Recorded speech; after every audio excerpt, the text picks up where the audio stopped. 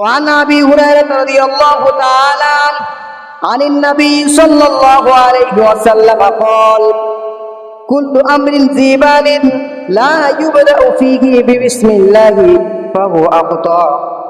হযরত আবু হুরায়রা রাদিয়াল্লাহু তাআলা আনহু থেকে বর্ণিত, হযরত আবু হুরায়রা রাদিয়াল্লাহু তাআলা আনহু বর্ণনা করেন, হুজুর আকরাম সাল্লাল্লাহু আলাইহি ওয়াসাল্লাম বলেছেন, প্রত্যেক ওই গুরুত্বপূর্ণ কাজ যে কাজের মধ্যে আল্লাহ রাব্বুল আলামিনের নাম নিয়ে শুরু করা হয় না, ওই কাজের মধ্যে কোনো বরকত থাকে না, কোনো বরকত থাকে না।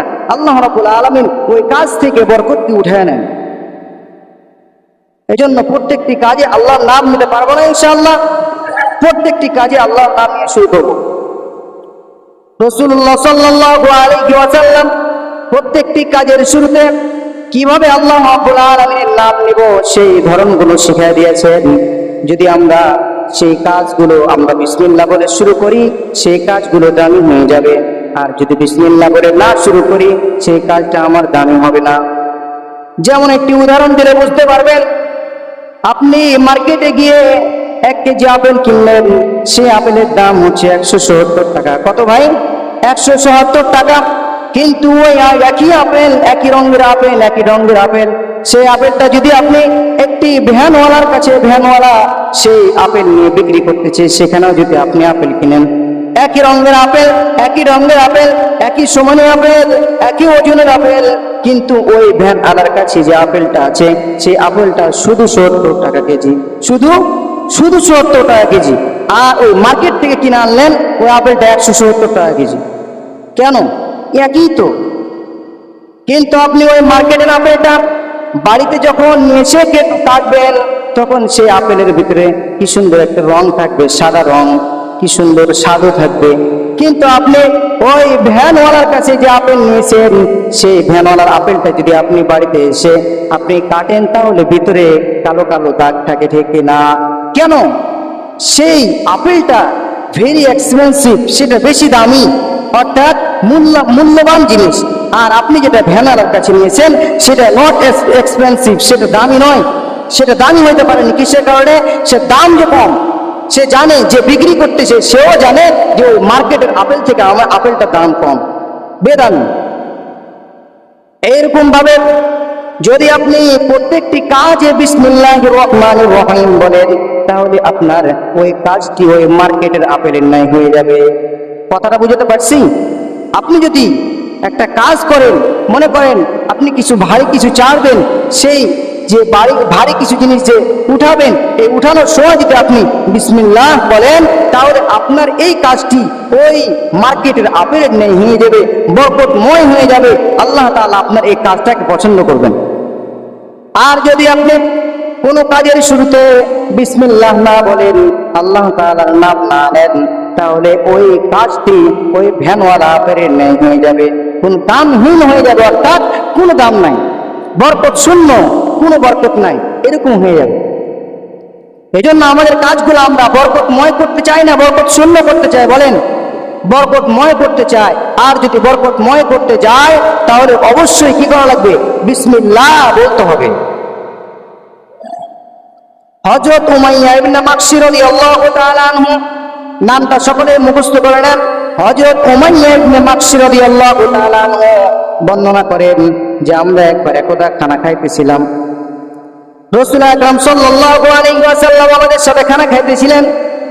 এমন সময় একজন ব্যক্তি বিসমিল্লাহ বলতে ভুলে গেলেন, তিনি খানা খাইতেছিলেন, আর একটাই লোকমা বাকি আছেন, সেই লোকমাটা যদি সে খেয়ে ফেলে, তাহলে তার খানা শেষ হয়ে যাবে। সেই ওই এক লোকমার আগে তার স্মরণ হয়ে গিয়েছে, হায় আল্লাহ, আমি তো খানার শুরুতে বিসমিল্লাহ বলি নাই। সাথে সাথে ওই ব্যক্তি বিসমিল্লাহি আউওয়ালাহু ওয়া আখিরাহু বললেন। রাসূল আকরাম সাল্লাল্লাহু আলাইহি ওয়াসাল্লাম ওই ব্যক্তির বিসমিল্লাহি আউওয়ালাহু ওয়া আখিরাহু এই জিনিসটা বলা দেখে হুজুর আকরাম সাল্লাল্লাহু আলাইহি ওয়াসাল্লাম হেসে উঠলেন। হাসার পরে রাসূল আকরাম সাল্লাল্লাহু আলাইহি ওয়াসাল্লাম বললেন, ওই ব্যক্তির সাথে শয়তান আর করতেছিল, কিন্তু যখন সে বিসমিল্লাহি আউওয়ালাহু ওয়া আখিরাহু বলে ফেলল, তখন শয়তান তার খাবারগুলোকে বমি করে দিল। সুবহানাল্লাহ। শয়তান তার খাবারগুলোকে বমি করে দিল। মানে শয়তান তো এতক্ষণ তার সাথে খাইতেছে, খাওয়া হয়ে গেছে, এরপরে যখন সে বিসমিল্লাহ আউয়ালাহু ওয়া আখিরাহু রাসূলের শিখিয়ে দেওয়া পন্থা যখন অবলম্বন করলেন, শয়তানের সকল খাবার সেগুলো বমি হয়ে গেল। এই দোয়া আমাদেরকে বিসমিল্লাহ আউয়ালাহু ওয়া আখিরাহু দোয়াটা কে শিখিয়ে দিয়েছেন বলেন? রাসূল আকরাম সাল্লাল্লাহু আলাইহি ওয়াসাল্লাম। وعن عائشة رضي الله تعالى عنها أن رسول الله صلى الله عليه وسلم إذا أكل أحدكم হযরত আয়েশা রাদিয়াল্লাহু তাআলা আনহা বর্ণনা করেন, রাসূল আকরাম সাল্লাল্লাহু আলাইহি ওয়াসাল্লাম বলেন, ইদা আকালা আহাদুকুম, যখন তোমাদের মধ্যে কেউ খানা আহার করবে, অর্থাৎ আহার করবে, অর্থাৎ খানা পান করবে, খানা খাইবে, ওই সময় সে যেন ফালইয়াযকুর ইসমাল্লাহ, সে যেন আল্লাহ তাআলার কথা স্মরণ করে, অর্থাৎ বিসমিল্লাহ পাঠ করে। কি পাঠ করে? বিসমিল্লাহ পাঠ করে, আল্লাহ তাআলার নাম কিনে। ফাইন নাসিয়া, যদি সে ভুলে যায় আল্লাহ তাআলার নাম নিতে, আইয়াযকুর ইসমাল্লাহ, যদি সে ভুলে যায় আল্লাহ তাআলার নাম নিতে, তাহলে সে কি করবে? সেই পন্থাটাও রাসূলুল্লাহ সাল্লাল্লাহু আলাইহি ওয়াসাল্লাম বলে দিলেন যে যদি সে ভুলে যায় তাহলে ফি আউয়ালিহি, যখনই তার মনে হলো সাথে সাথে সে যেন ফালিয়াকুল বিসমিল্লাহি আউয়ালাহু ওয়া আখিরাহু, যখনই তার স্মরণ হয়ে গেল তখনই সে যেন বিসমিল্লাহি আউয়ালাহু ওয়া আখিরাহু এটা পাঠ করে নেয়। তাহলে এই কথাটা আমাদেরকে শিখিয়ে দিয়েছেন কে? নবী মুহাম্মদুর রাসূলুল্লাহ সাল্লাল্লাহু আলাইহি ওয়াসাল্লাম। প্রত্যেকটি কাজের শুরুতে বিসমিল্লাহ পাঠ করলে বরকতময় করে দেন কাজটাকে আল্লাহ রাব্বুল আলামিন। এজন্য যে কোনো কাজ করবেন বিসমিল্লাহ আল্লাহ তাআলার নাম নিয়ে শুরু করবেন। পৃথিবীতে সবচেয়ে উত্তম কাজ হলো কোরআন শরীফ তেলাওয়াত করা। রাসূল আকরাম সাল্লাল্লাহু আলাইহি ওয়াসাল্লাম বলেন, আফযালুল ইবাদাতি তিলাওয়াতুল কোরআন। যদি কোনো ব্যক্তি পৃথিবীর সর্বোত্তম কাজ করতে চায়, পৃথিবীর সর্বোত্তম কাজটা সে করতে চায়, সে যেন কোরআনুল কারীমের তেলাওয়াত করে। সুবহানাল্লাহ, কোরআনুল কারীমের তেলাওয়াত করে। কিন্তু দুঃখের বিষয় আমরা তো কোরআনই পড়তে যাই না। এই জন্য কোরআন পড়া শিখতে হবে ভাই। আমার কাজ শুধু এটুকুই নয় যে আমি সারাদিন খেটে আসলাম, মাগরিবের সময় আসলাম, মাগরিবের সময় কিছু বাড়িতে খাইলে খাইলাম, না খাইলে না খাইলাম, আমি চাই স্টলে গিয়ে ক্যারাম খেললাম, 1টা পর্যন্ত খেললাম, আবার সেই ফজরের সময় আজান দিল আর কুকুরের মতো আমার কাজে আমি চলে গেলাম। না ভাই, এটা আপনার আমার জীবন নয়, এটা আপনার আমার জীবন নয়, এটা জীবন হতে পারে না। এটা যদি আপনি করে থাকেন তাহলে আপনি নট এক্সপেন্সিভ, দামি নয়, আপনি দামি হতে পারবেন না। সুতরাং আপনার এই জীবন আল্লাহ তাআলা গ্রহণ করবেন না, সাথে সাথে বলবে যে তার জিন্দগিটা সে নষ্ট করে দিয়েছে, সুতরাং তাকে জাহান্নামে ফেলে দাও, তার দরকার নাই আমার। সুতরাং আমাকে বুঝতে হবে, আমাকে আপনাকে বুঝতে হবে যে আমার জীবনকে যদি দামি করতে চাই তাহলে আল্লাহ তাআলার স্মরণেই আমার জীবনকে ব্যয় করতে হবে। পারবো না ইনশাআল্লাহ? পৃথিবীর মধ্যে সর্বোত্তম কাজ হলো কোরআন শরীফ তেলাওয়াত করা। আল্লাহ রাব্বুল আলামিন বলেন, সর্বোত্তম ইবাদতটি তোমরা যদি করতে চাও তাহলে বিসমিল্লাহির রহমানির রহিম দিয়ে শুরু করো। কি দিয়ে? বিসমিল্লাহির রহমানির রহিম দিয়ে শুরু করো। রাসূল আকরাম সাল্লাল্লাহু আলাইহি ওয়াসাল্লাম বলতেছেন, আফযালু ইবাদাতি উম্মতি, আমার উম্মতের ভিতরে সর্বোত্তম ইবাদত হচ্ছে, আমার উম্মত যদি ইবাদত করতে চায় তাহলে সর্বোত্তম ইবাদত, সেই ইবাদত হচ্ছে কিরাআতুল কোরআন, কোরআন শরীফ তেলাওয়াত করা। আর এই কোরআন শরীফের প্রত্যেকটি সূরা 114টি সূরা, এই 114টি সূরার শুরুতেই, প্রত্যেকটি আয়াতের শুরুতেই বিসমিল্লাহ দিয়েছেন কে? আল্লাহ রাব্বুল আলামিন। প্রত্যেকটি সূরার শুরুতে বিসমিল্লাহির রহমানির রহিম এই জিনিসটি উল্লেখ করে দিয়েছে যে একটা সূরা শেষ করেছো আর একটা সূরা শুরু করবে, তো বিসমিল্লাহির রহমানির রহিম দিয়ে শুরু করো। শিখিয়ে দিয়েছেন কে? আল্লাহ রাব্বুল আলামিন। আল্লাহ রাব্বুল আলামিন একটা সূরা নাযিল করার পরে সেই সূরার শুরুতে বিসমিল্লাহির রহমানির রহিম বলে দিয়ে কপি পেস্ট করে প্রত্যেকটি সূরাতে করে দিতে পারতেন, কিন্তু না, একবার বিসমিল্লাহ বলে প্রত্যেকটি সূরার মধ্যে দিয়ে দেননি। আল্লাহ রাব্বুল আলামিন প্রত্যেকটি সূরাতে ভিন্ন ভিন্ন করে বিসমিল্লাহির রহমানির রহিম দিয়েছেন। বলেন সুবহানাল্লাহ। প্রত্যেকটি সূরার শুরুতে বিসমিল্লাহির রহমানির রহিম দিয়েই সূরা শুরু করেছেন। আপনি আমি যখন ঘুমাতে যাব, ঘুমাতে যাওয়ার শুরুতে কিভাবে বিসমিল্লাহ বলবো সেই পদ্ধতিটা শিখিয়ে দিয়েছেন কে? রাসূল আকরাম সাল্লাল্লাহু আলাইহি ওয়াসাল্লাম বলেন, যখন তুমি ঘুমাতে যাবে তখন বিসমিল্লাহির রহমানির রহিম এইটা না বলে ধরনটা পাল্টে দিয়ে তুমি এইটা বলবে যে আল্লাহুম্মা বিসমিকা আমুতু ওয়া আহইয়া। আল্লাহুম্মা বিসমিকা, হে আল্লাহ আমি তোমার নামেই ঘুমাইতেছি, আমি তোমার নামে মরতেছি, আবার আমি তোমার নামেই জীবিত হতে চাই, আমাকে জীবিত করে দিয়ে। শুধু তাই নয়, খানার শুরুতে রাসূল আকরাম সাল্লাল্লাহু আলাইহি ওয়াসাল্লাম বলে দিয়েছেন খানার শুরুতে তুমি কিভাবে বিসমিল্লাহ বলবে। প্রত্যেকটি বিভিন্ন কাজে বিভিন্নভাবে বিসমিল্লাহ তুমি বলতে পারবা। সেই বিসমিল্লাহটা রাসূল আকরাম সাল্লাল্লাহু আলাইহি ওয়াসাল্লাম শিখিয়ে দিয়েছেন।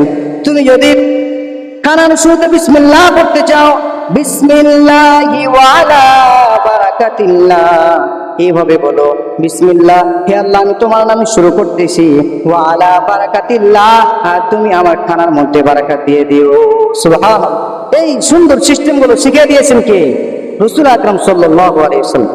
তুমি যদি মসজিদে প্রবেশ করতে চাও, বিসমিল্লাহি ওয়াস সালাতু ওয়াস সালামু আলা রাসূলিল্লাহ, অথবা আল্লাহুম্মা ইফতাহ লি আবওয়াবা রাহমাতিক, বিসমিল্লাহির রহমানির রহিম এখানে বলতে হবে না, আল্লাহুম্মা ইফতাহ লি আবওয়াবা রাহমাতিক এইটা বলে যদি তুমি মসজিদের মধ্যে প্রবেশ করো তাহলেই তোমার বিসমিল্লাহ বলা হয়ে যাচ্ছে প্রত্যেকটি। শুধু তাই নয়, রাসূল আকরাম সাল্লাল্লাহু আলাইহি ওয়াসাল্লাম বলেন, কবরে যখন কোনো মৃত ব্যক্তির লাশ তুমি রাখবে তখন ওই কি বিসমিল্লাহির রহমানির রহিম কিভাবে বলবে? রাসূল আকরাম সাল্লাল্লাহু আলাইহি ওয়াসাল্লাম শিখিয়ে দিয়েছেন, বিসমিল্লাহি ওয়া আলা মিল্লাতি রাসূলিল্লাহ। শিখিয়ে দিয়েছেন নাকি বলেন? শিখিয়ে দেননি?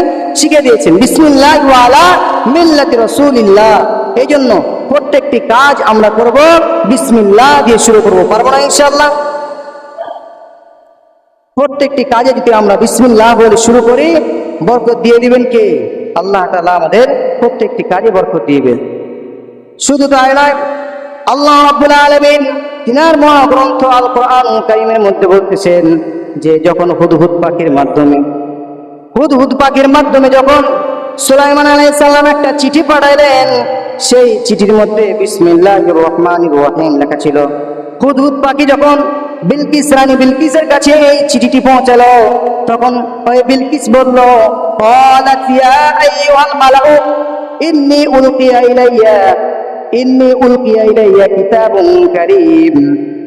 ওই রানী বিলকিস বলল, হে পরিষদ বর্গের লোকেরা তোমরা শুনো, সুলাইমান আলাইহিস সালাম আমার কাছে একটি চিঠি পাঠাইছে। সেই চিঠির মধ্যে শুরুতে আল্লাহ রাব্বুল আলামিন আয়াত উল্লেখ করে বলেছেন, ইন্নাহু মিন সুলাইমানা ওয়া ইন্নাহু বিসমিল্লাহির রহমানির রহিম। আল্লাহু আকবার। সুলাইমান আলাইহিস সালামের পক্ষ থেকে এই চিঠি এসেছে। সেই চিঠির শুরুতে ওয়া ইন্নাহু বিসমিল্লাহির রহমানির রহিম, সেই চিঠির শুরুতে ওই সুলাইমান আলাইহিস সালাম বিসমিল্লাহ লিখে দিয়েছেন। তাহলে আপনি যখন কারো কাছে কোন চিঠি পাঠাবেন সেই চিঠির মধ্যেও লিখতে হবে বিসমিল্লাহির রহমানির রহিম।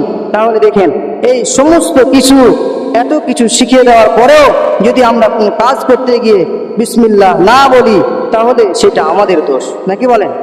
এজন্য বরকত যদি কাজের মধ্যে পাইতে চাই তাহলে কি করতে হবে? আল্লাহ তার নাম ছাড়া কোনো উপায় নাই। যে কোনো কাজের মধ্যে বরকত যদি পেতে চাই আল্লাহ তাআলার নাম ছাড়া কোনো উপায় নাই। এমন এভাবে রোমান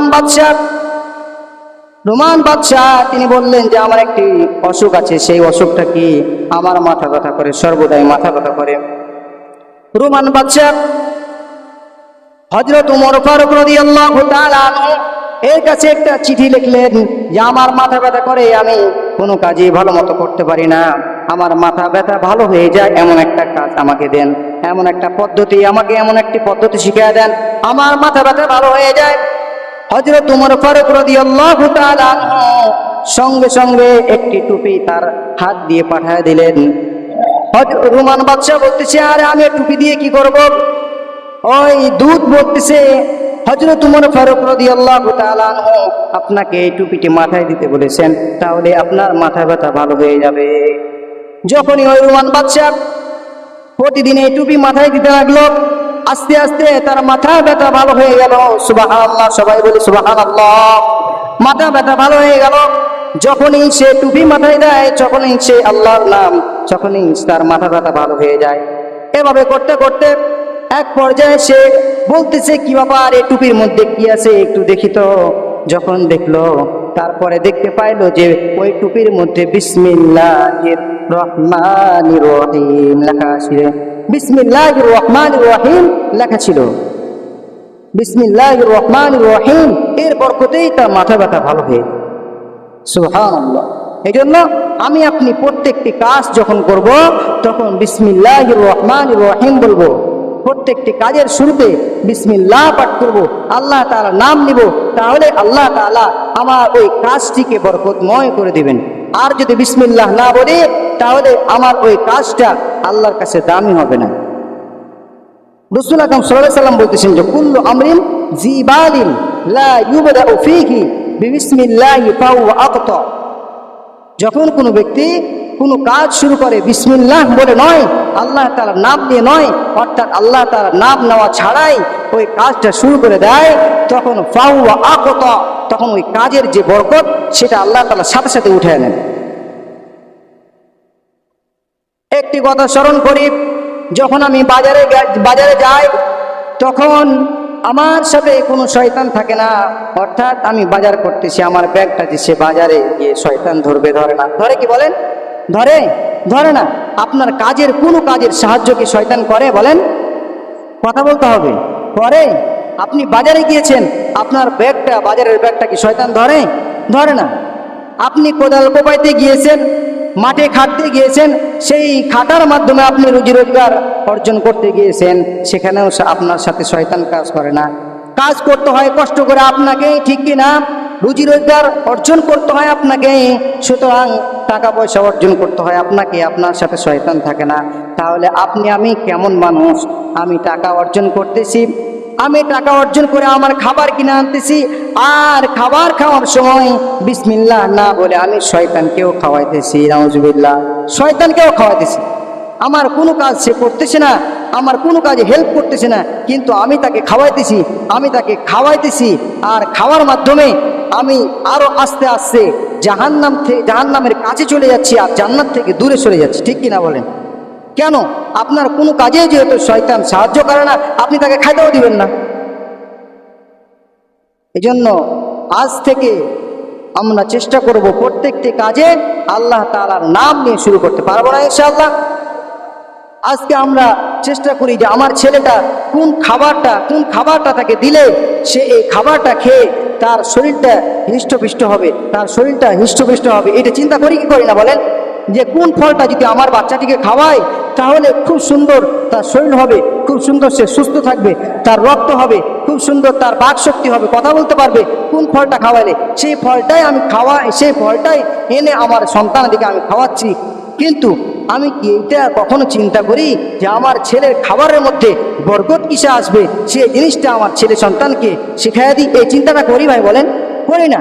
কিন্তু আপনি আপনার সন্তানকে খুব সুন্দর ফল খাওয়াইলেন, কিন্তু ওই ফল খেয়ে কোনো উপকারই আসলো না। কেন? সে বিসমিল্লাহ পাঠ করে নাই। সুতরাং আপনাকে কি করতে হবে?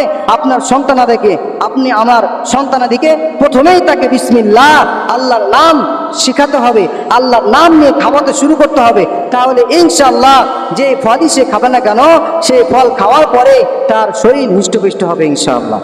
আর যদি আপনি চিন্তা করেন এই ফলটা খাওয়ালে আমার ছেলেকে খুব সুন্দর হৃষ্টপুষ্ট হবে, কিন্তু তাকে বিসমিল্লাহ শিখালেন না, খাওয়ার মধ্যে বরকত কিসে আসবে সেটা শিখালেন না, তাহলে আপনার ওই খাওয়ার কিছুই হলো না। মনে করেন আপনি পান্তে ফেলে দিলেন, এরকম অবস্থা। এই জন্য খাওয়ার শুরুতে বাচ্চাদেরকে বিসমিল্লাহ শিখাতে হবে। পারবো না ইনশাআল্লাহ? প্রত্যেকটি কাজে রাসূলুল্লাহ সাল্লাল্লাহু আলাইহি ওয়াসাল্লাম খাওয়ার শুরুতে, প্রত্যেকটি কাজে যতগুলো কাজ আছে প্রত্যেকটি কাজের শুরুতে বিসমিল্লাহ, আল্লাহ তাআলার নাম নিতে বলেছেন। এই জন্য আমরা আজ থেকে যে কোনো কাজ করব বিসমিল্লাহ পাঠ করব। পারবো না ইনশাআল্লাহ? কবরে রাখতে যাবেন লাশ, সেখানে আপনি বিসমিল্লাহ ওয়া আলা মিল্লাতি রাসূলিল্লাহ জানেন না, তাহলে বিসমিল্লাহির রহমানির রহিম পাঠ করে নেবেন। খাওয়ার শুরুতে বিসমিল্লাহি ওয়া আলা বারাকাতিল্লাহ বলতে হবে, আপনি জানেন না, তাহলে বিসমিল্লাহির রহমানির রহিম বলবেন। কোন একটা ভারী জিনিস আপনি উঠাবেন, সেখানে আপনি বিসমিল্লাহ বা কোন দোয়া বলতে হবে সেটা জানেন না, তাহলে আপনি বিসমিল্লাহির রহমানির রহিম বলে দিবেন, হয়ে যাবে। ঘুমার শুরুতে আপনি বিসমিল্লাহির রহমানির রহিম বলে দিবেন। বিসমিল্লাহ আল্লাহুম্মা বিসমিকা মুতওয়াহিয়া, জানেন না তো সেখানে বিসমিল্লাহির রহমানির রহিম বলে দিবেন, আদায় হয়ে যাবে। সুতরাং প্রত্যেকটি কাজে যদি আপনি বিসমিল্লাহ ধরন না জানেন তাহলে বিসমিল্লাহির রহমানির রহিম বলে নেবেন, তাহলে আল্লাহ তাআলা বরকত দিয়ে দিবেন। আল্লাহ তাআলা আমাদের সকলকে প্রত্যেকটি কাজের শুরুতে বিসমিল্লাহ বলে কাজ শুরু করার, আরম্ভ করার তৌফিক দিন। সকল বলি আমিন। ওয়া আখিরু দাওয়ানা আলহামদুলিল্লাহি রাব্বিল আলামিন। আমরা যারা সুন্নত পড়ি না, কবলা জুমা 4 রাকাত সুন্নত পড়ি।